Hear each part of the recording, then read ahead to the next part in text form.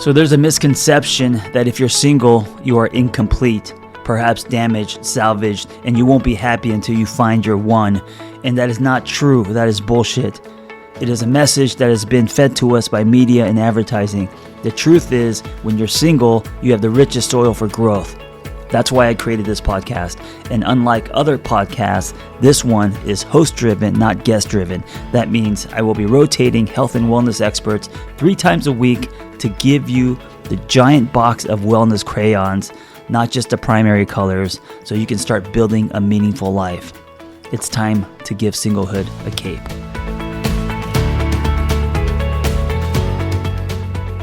Today's host is Rena Martine. She was a Los Angeles County Deputy District Attorney for 14 years, where she specialized in sex crimes, child abuse, and domestic violence cases. Today, she continues to serve women as an intimacy coach, educator, TEDx speaker, and author, with a mission and a fire in her belly to help women love their bodies, experience deep intimacy, and of course have great sex, all shame-free. Enjoy, Rena Martine. I am your host, women's intimacy coach, Rena Martine.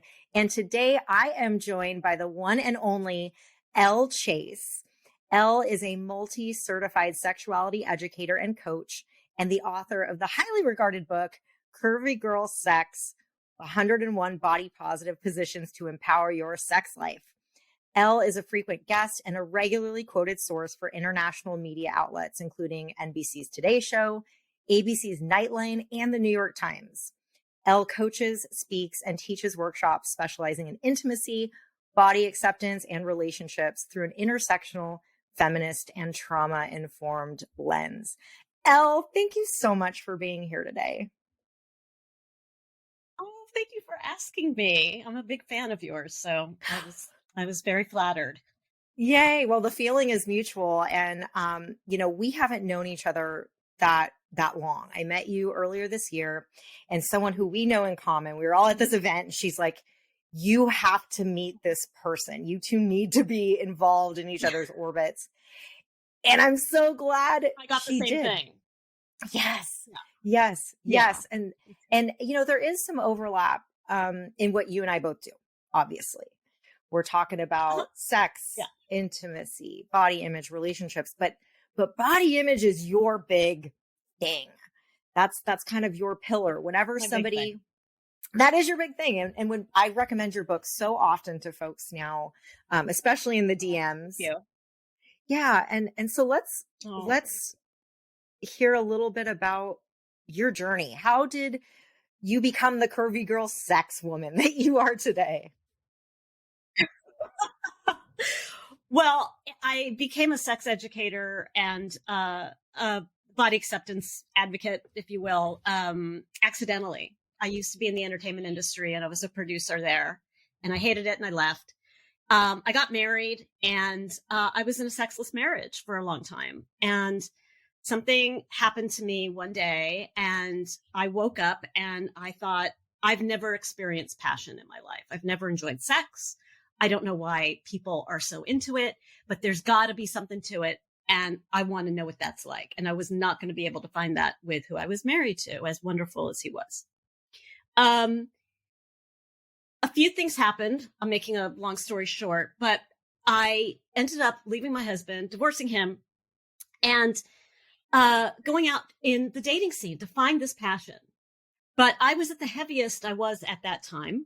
And I never had a good body image. I was told throughout my childhood that I was ugly, and I was not the ideal of what any man. I'm queer, but I date men, and so what any man would want, right? So I had that in my head as the primary idea of who I was. But this desire to experience passion was greater than my self-hatred of my body. And so I was compelled to go out and get this regardless of how I felt. And what that showed to me is that I am inherently sexy. No one has to tell me I'm sexy. My sexiness does not depend on anyone else's opinion. Because I dated just fine. I did great. I dated handsome actors. I dated someone that would be considered unconventionally attractive, fat, short, thin, tall, athletic, non-athletic. And in each one of those, I felt desired and learned to recognize what desire looks like, as opposed to, say, a fetishization or someone who just wants to fuck for a night, which is all important information. So as I became more comfortable dating, I didn't worry about my body, because I had now proven to myself that my body shape or what I looked like, my facial structure, was not going to get in the way of me having a good time and finding passion. And this began my philosophy of body image, which is, you are inherently sexy. There is nothing anyone can do to take that away from you. And it has nothing to do with anyone else's opinion.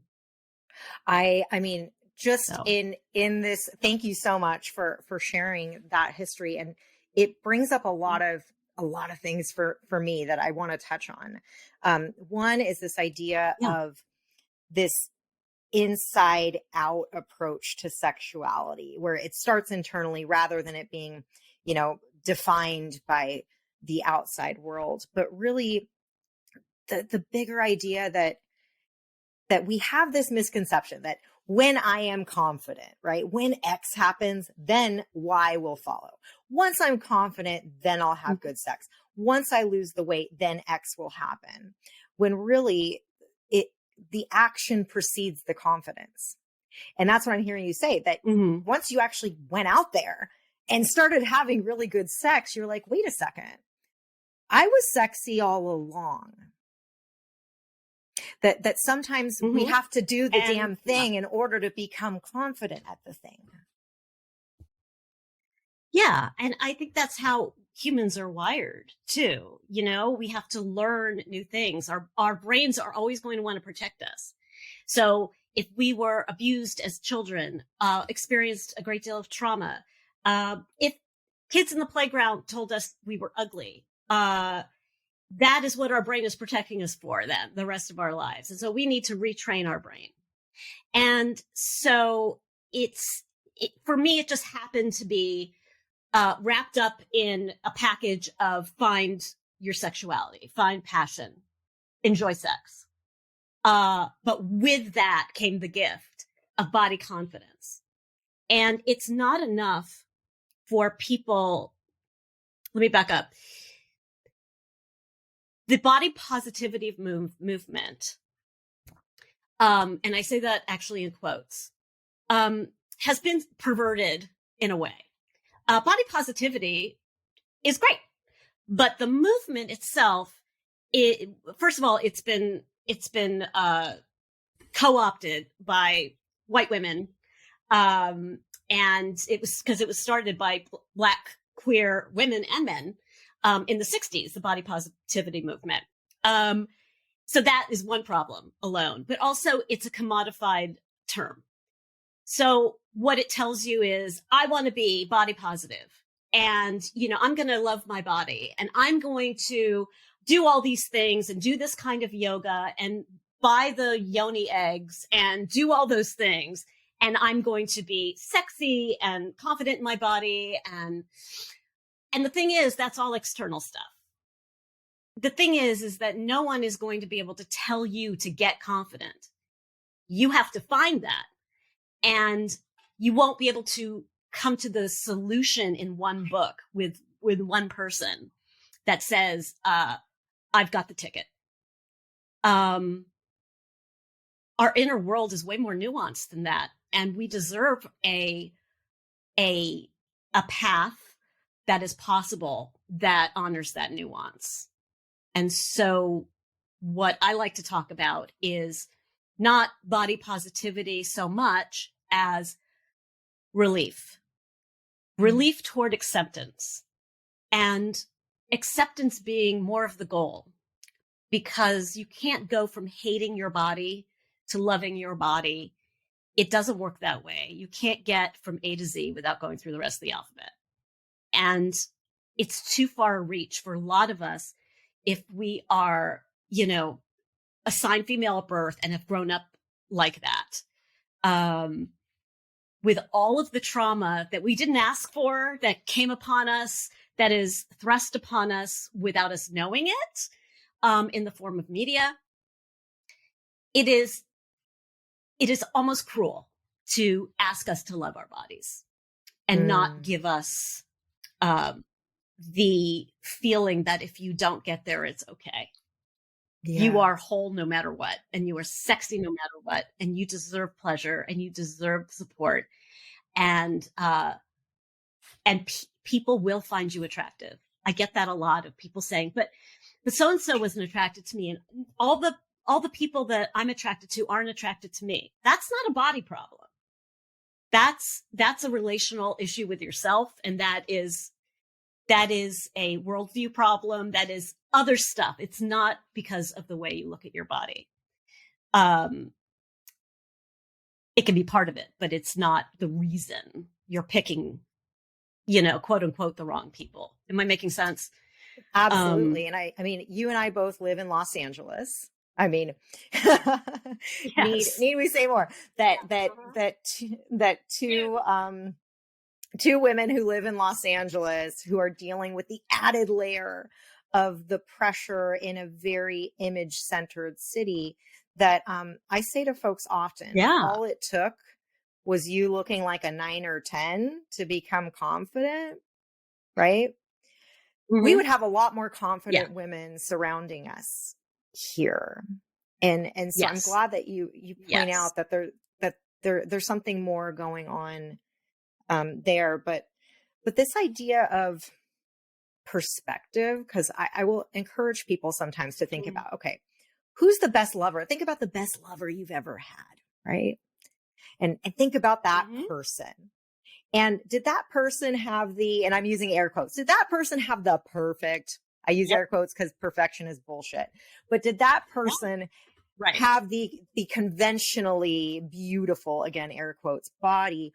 Or was that person simply very comfortable in their skin and owning who they are, regardless of height, weight, penis size, hair, lack of hair, any of those things, right? And this idea, well, I don't look like the women that he sees in porn. I'm just going to use this as something I've heard often from women. Yeah. Well, do you think right? Do you think he's used to sleeping with women who look like the women that he watches in porn, right? And the flip side is true. It's like, because I think that porn can also, don't get me wrong, I don't think porn's the devil. I think it's a tool that can be a very useful tool. However, I think porn does as much damage for male presenting bodies as for female ones, in terms of size, in terms of performance. So we don't talk that often about penis insecurity when we're talking about body acceptance and body image. So I don't want to leave that off the table here. No, and I think you bring up a very good point, because with the lack of sex education in this country, and with it dwindling now, not going forward, but taking many steps back, it is so important that we explain to people that porn is not education. It is entertainment. So it is like me saying that I will be dating people that look like Brad Pitt and expecting that kind of movie star look, or that it's like learning how to drive from Fast and the Furious. You don't want to learn to drive from Fast and the Furious. Those people are professionals, they're athletes, and they're doing something for entertainment, and everything is shot in a certain way to make it look great. And that includes penis size. That includes performance. These people train. They are athletes. And so porn literacy is a huge, huge issue. And that includes being included in sex education, and would really go a long way to help with body image, to see it in a different frame, to pick out the construct of it and see it as it is, which is a Julia Roberts movie, basically. It's Pretty Woman. Right. Back right. in the And I feel like we have more options now in terms of ethically produced porn, in terms of, I hate the term amateur porn because it suggests that two people having sex don't know what they're doing unless they're actors. But, I have seen clients seek out amateur or non-actor porn as a way to foster positive body image. Like, wow, I'm watching people of all shapes and sizes enjoying themselves. Well, I don't know if you know. Yes. Yeah. And it's a huge positive addition to who they are personally, and to a partnership, if they're in a partnership. I don't know if you knew this about me, but I had a site for 10 years called Lady Cheeky. And it was a Tumblr site where I curated porn. And it was— You never cease to amaze me. A female. It's still there and everything, but the whole bent of it was I only posted things that turned me on personally. And I posted all different kinds of bodies, all different kinds of fetishes and sexualities. And sometimes there was mainstream porn, but most of it was focused on connection and passion, because that's what I was looking for, right? And the reason it became so popular at the time was my audience was 50-50 heterosexual men and heterosexual women mostly. And they were all saying, I haven't felt this in my body while watching porn before. I didn't know I could get turned on by this. I have always stayed away from mainstream porn because I compare myself to what I'm seeing up there, the bodies, the boobs, how to do anal sex, how to do a ton of different things, right? And now they are seeing that, they can see that in ethical porn, and they are now seeing that there are different versions of that out there. And it is so craved for, to see yourself represented in an erotic way. Because when you don't like what you see in the mirror, to see yourself reflected back erotically, I think Chris Donahue said this, is ultra empowering. It's revolutionary. And so getting to that for people who want it is really a huge burden lifted off of their self-hatred. Yeah, for sure. Because, like I say, we have to be mindful of our media consumption, because what we see affects our reticular activating system. It affects the way that we view the world. It's, the lenses that we look at things through. I have my clients, well, I do have them watch some porn, but I also have them take an erotic photo. This doesn't need to be, up close and personal, XXX rated porn shot, but take a photo, practice seeing yourself through an erotic gaze. And I don't require they share it with me. A few of them they've asked permission beforehand and shared with me, and these beautiful, pieces of art where many of them have said, one, I've either never taken a photo like this before, or two, I've taken photos like this, but never just for me. And so again, it's cultivating that inside out approach to sexiness and sexuality rather than this outside in, like this is just for me. And I've had more than a few then report, I turned myself on by looking at these photos of myself. Yep. Right. Yeah. It's, and it can work the other way too, with boudoir photography or erotic photography. Just by being courageous and brave and throwing yourself into a position where you are supposed to be erotic, and you are supposed to be sexy, even when you don't feel like it, you kind of work up to being aroused. and being sexy and feeling into your sexuality. And that's why a lot of people do what you do, which is a great suggestion, is to take an erotic photo of themselves, or go hire an erotic photographer if you have the means, or have your partner or best friend take erotic photography of you and see how it makes you feel. Notice how it makes you feel all the way through, because that can be a game changer. Agreed. I did my first boudoir photo shoot earlier this year, and I was actually inspired by several of my clients who had gone and done it. And I thought, oh my gosh, I haven't done this. And, I've now, for better or for worse, sat through a few professional photo shoots, and I'm always awkward, but this boudoir shoot, I have never felt so comfortable around somebody while walking around almost naked the entire time. And it was and I hate to throw out the word empowering, because it's kind of become diluted to the sense, I know, right? But it was so empowering. And she met me where I was at. Some of the photos were cheeky and kind of cute and playful, because that's my vibe. Some of them had a kink element, because that's also my vibe. She wasn't trying to fit me into a box of what boudoir photography is supposed to look like, which I absolutely loved about the experience. Yeah. Okay. I saw a couple of those photos, and they were gorgeous, gorgeous, gorgeous. And you looked so open and free. It was really nice to see. Oh, thank you. Thank you. I have not shared all of them because, Instagram and whatnot, but yeah.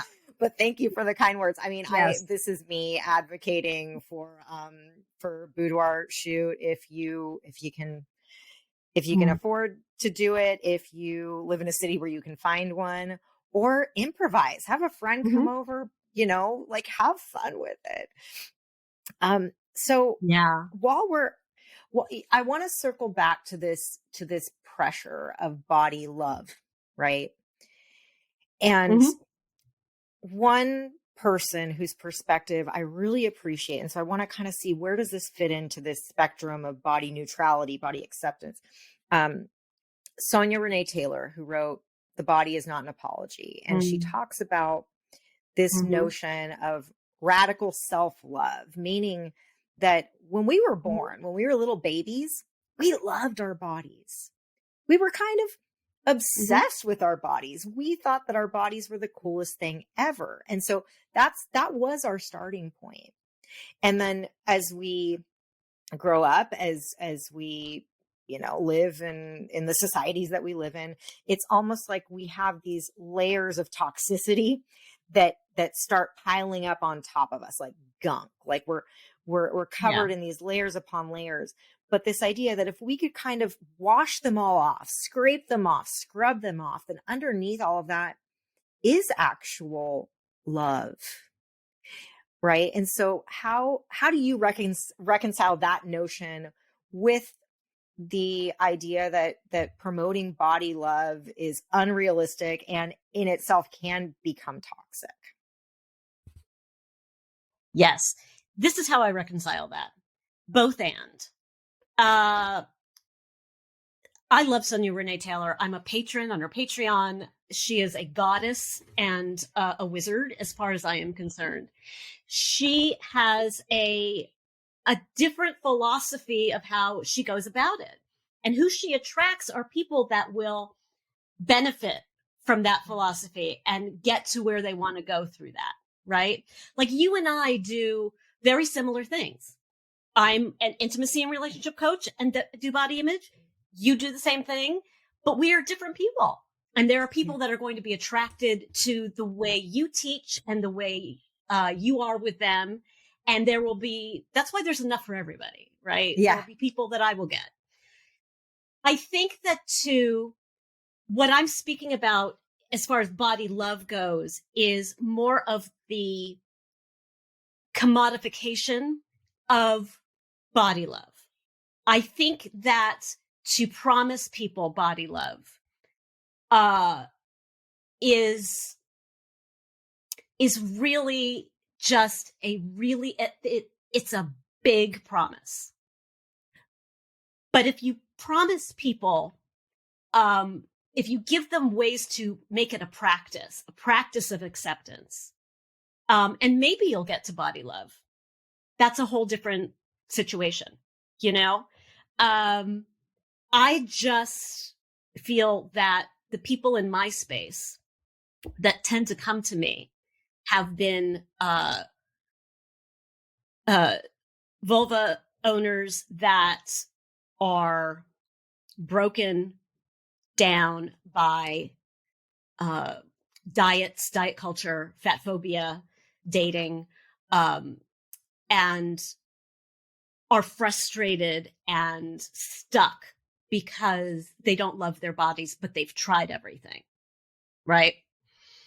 I think by giving them the relief that they don't have to, gives them sort of a backdoor permission to do it, but not have a timeline on it, not make it a goal, not think that it will happen someday, that it is a practice of accepting your body.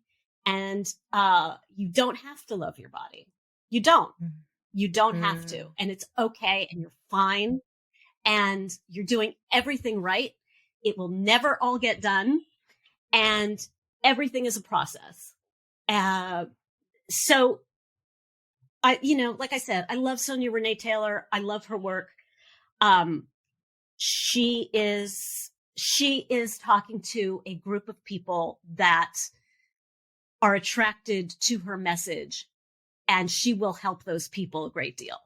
Yeah. And I think that's important for all of us to know. There are different messages out there. No one has one answer because we're all so different. That is, and thank you for bringing at least. Yeah. Well, and so I think this dovetails quite nicely into ways in which you and I are actually very similar in our approach, and things that within, because correct me if I'm wrong, but neither of us come from a spiritual based approach when we approach intimacy and sexuality, education and coaching, right? Yet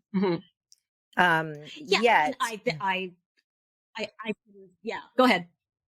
Well, but before we started our recording today, we got very excited. We were talking about a bunch of stuff, but this feeding into this idea of you've got to love your body, this pressure. I'm hearing you say, like, it's become commodified. There's this pressure to do this thing.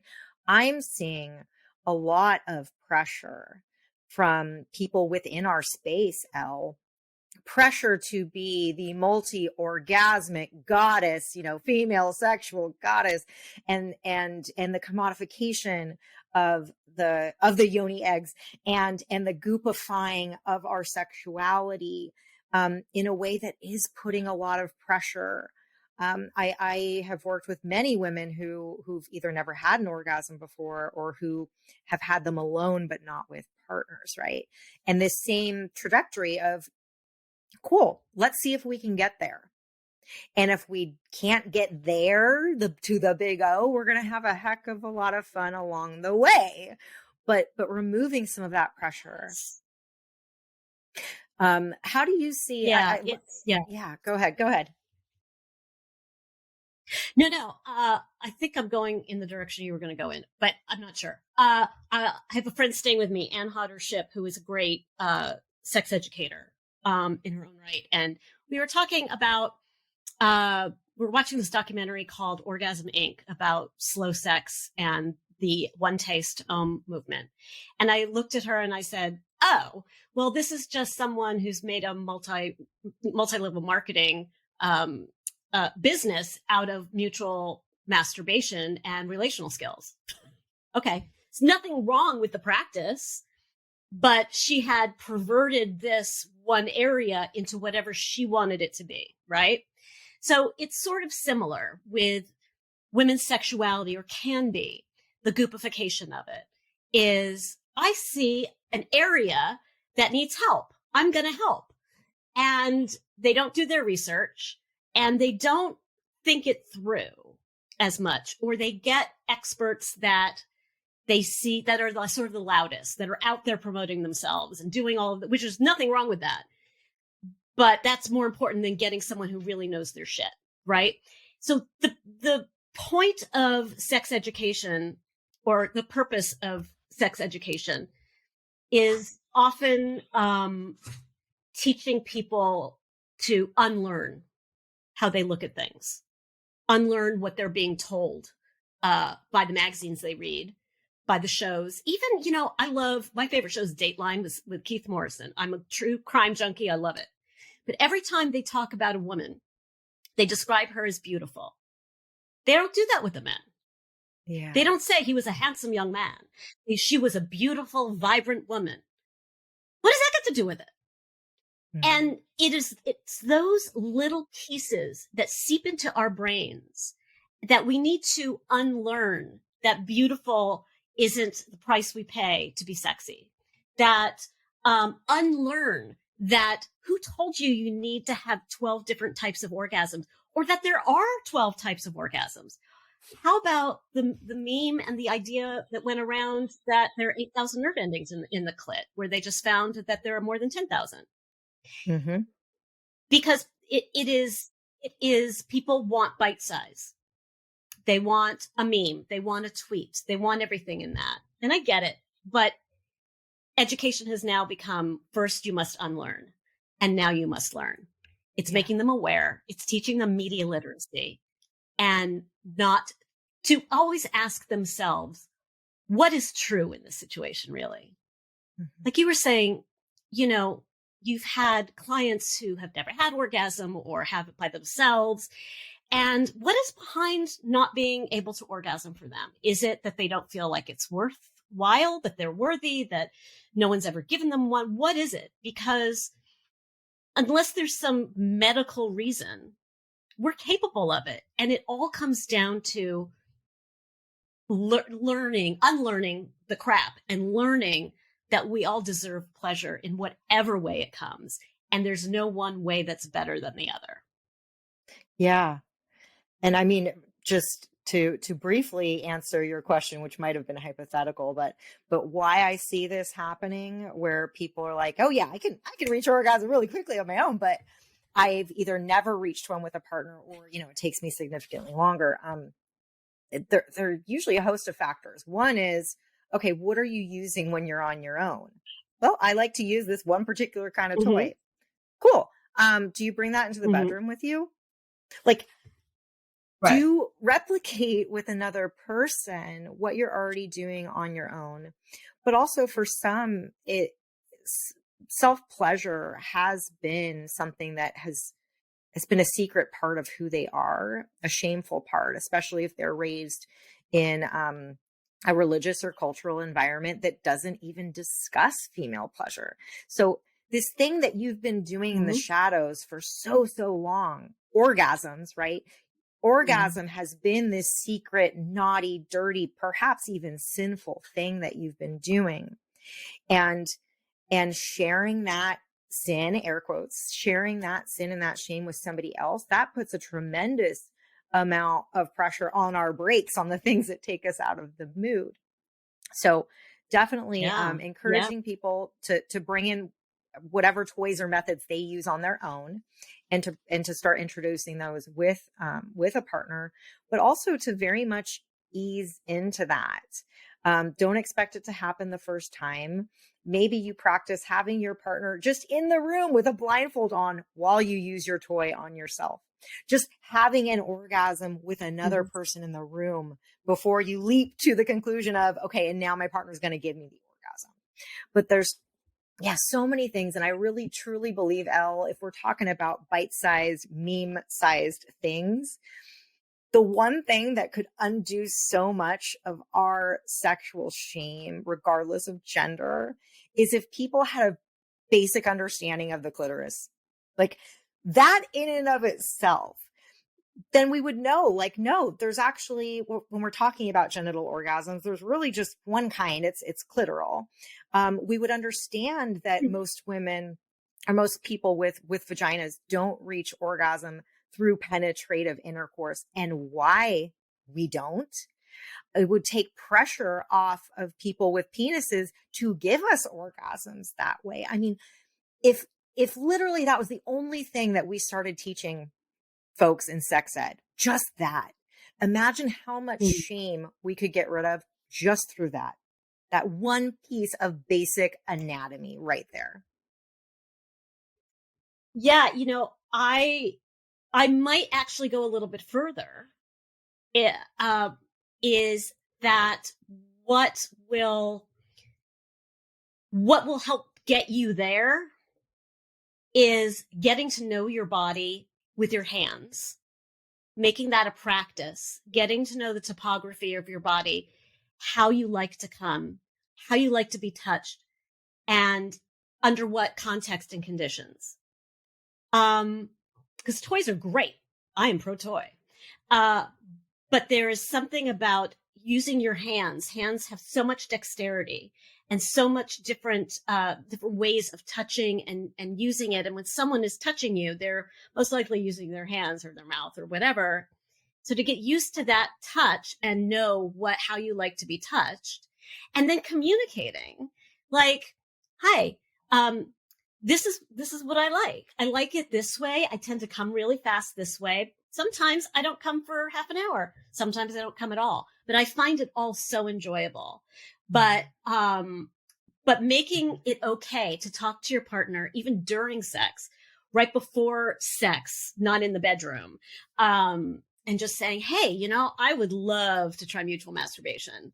It feels really taboo because I've only done it myself and I've only done it one way my whole entire life because, if it ain't broke.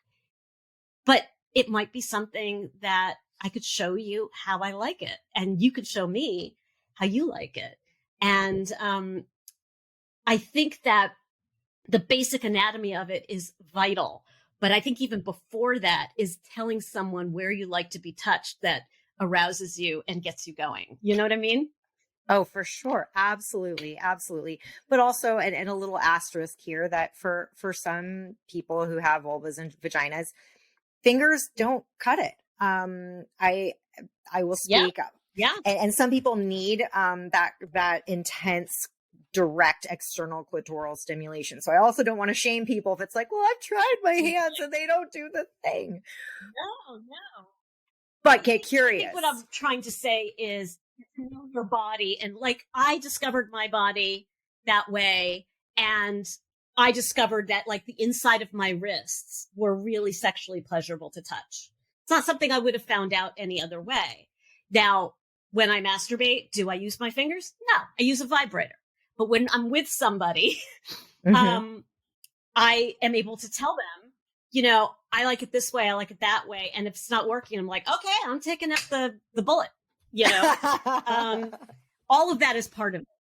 All of that is part of exploring our own bodies and taking the shame away. The more we touch our bodies. And because if you think about it, when people with penises grow up, they are touching their penis all the time. They touch it to pee. Yeah. They, rearrange it. They do whatever with it.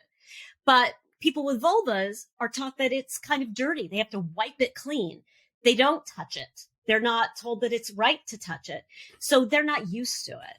And so I think being able to touch our bodies without, with abandon and without shame, and then being able to share that with somebody else is a really nice step into sexiness, into body acceptance, and into sexual pleasure acceptance as well. And I just speak from personal experience in that way. But I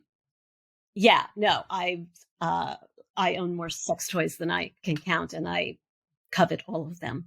Yeah, and what I tell for some folks, because especially if you are using your hand or you're using a small vibrator, 1/2 an inch in the wrong direction can be the difference between orgasm and I actually don't feel a goddamn thing right now. So when couples are starting off exploring with toys together, I typically say the bigger the better. Get a big wand, because you don't have to have an eagle eye precision. Get a big wand with a large head with large surface area, because it's kind of like, I don't know, like, just the easy building blocks that you need. make it as simple as possible. And then if you want to move on to smaller toys, you can. But set everyone up for success here. Well, Elle, wands are like the number one recommended. Yes. And they're kind of magical, right? So what would be one tip that you could give folks if they're like, all right, I want to start a practice around, I want to start this journey of body acceptance. What's one tip that you could give listeners to walk away with to start doing that? My first tip is to notice how many times you judge yourself during the day and how many times you judge others, regardless of what you're judging them for. Literally write it down. Spend one day doing that. You will be amazed, right? Because that shows you how much bombardment you're getting from the media, from yourself, from the old tapes that you're listening to, from other people, and how you judge other people is usually how you judge yourself. So if you're judging someone, say, she's got a really big ass, she should not be wearing those pants. Why am I saying that? Why does that bother me so much? Why do I feel snarky with? Oh, because I have a big ass and I don't wear those pants. Because I don't think that I look attractive in them. Like dig deep into those areas. If that's not something that resonates, I think just the act of replacing any negative thought that they have with something neutral. When I don't feel good about my body and I don't like anything about my body, I focus on my nails. When I was little, there was nothing attractive about me to my mother, really, except my nail beds. I had great nail beds. So to this day, you can tell me anything about me, but God damn it, motherfucker, I have gorgeous nail beds. So if I'm feeling bad about my body, I'll be like, God, I don't like the way I look. I'm like, oh, those nail beds are so awesome. Or I will go to neutral and be like, I love how padded my ass is, because I can sit for a long period of time. Or it's so soft when I touch it. I love my skin. If you can't say something positive without 100% believing it, say something neutral. Mm-hmm. Those are my go-to tips, I would say. I have to just share a quick story because you brought up nail beds. So a practice I do with my clients is I have them look in the mirror. I have them do this for a week. Look in the mirror nude once a day and write down one thing that you see that you like. Okay. And I had a client I worked with, and she completed her log for the week. And then when we got on our session, she said, Rena, could you tell I was scraping the bottom of the barrel by the end there? I literally said, well, I guess my nail beds are pretty nice. But you know, like literally. And so when you said that, I was like, oh my gosh. And so if I said, write down, 10 things in 1 minute that you don't like about your body in the mirror, yeah, that would be easy because we're accustomed to looking at ourselves through that critical gaze. So I would add on, if people want a different kind of alternative suggestion, or in addition to what you recommended, practice the looking in the mirror thing. It is a practice. You're not going to do it once and all of a sudden be okay. But maybe it's, well, I don't mind my eyebrows, right? It doesn't have to be something you love about your body. It can be, I have pretty nice nail beds. Yes. And that's just as valid as any compliment you give yourself or anything you love about yourself, you know? And two things can be true at the same time. You can not like your ass and love your nail beds, or vice versa, and still feel pretty hot. Yes. Well, amen to that. That's a really good practice. Yes. So thank you so much for being here today. Where can people find you?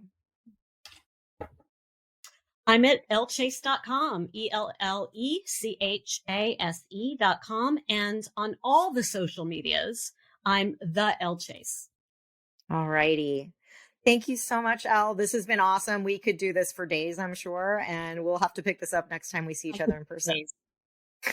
Yes, I think so. Thank you. Thank you, Elle. I hope that episode was helpful. Hey, listen, if you want to share your singlehood journey, if you've gone somewhere and come back, if you have revelations and wisdom, please share your story. It's going to help other people. Nothing makes us feel more connected than hearing other people's stories. So just send me the audio of your story, and you could just record it directly from your phone and email it to theangrytherapist@gmail.com. Also, if you want our Single on Purpose newsletter, go to singleonpurpose.life. That's singleonpurpose.life.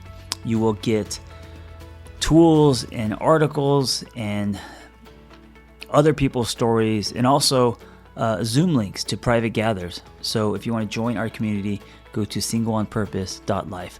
Thank you for listening. Be well. We hope you tell a friend. Hey, good morning. My name's Elizabeth. I'm on the East Coast, and the Single on Purpose book was such an eye-opener for me. I'm 50, been divorced for almost 13 years, dated on and off. And I notice when I come into a relationship, I come with my whole self and I feel confident and like I have much to give. But then I find myself diving into the relationship and overcompensating for something. And I'm trying to figure out what that is, meaning that I give up parts of myself to be in the relationship, thinking that's what love is. If I show them that I love them through the lens of not doing the things that I love anymore and kind of almost being a chameleon and taking on what they love to do, and not honoring myself in the relationship. And I think that comes from my history of childhood trauma and thinking love is about giving up your whole self. And as I was listening to the podcast, this is, kind of an aha moment and thinking, wow, like my next relationship, when that happens, that I need to be my true self and still honor the things that are important to me. Thanks for listening. Thanks for putting this on your podcast. You're doing amazing work. I appreciate it. Talk to you soon. Bye.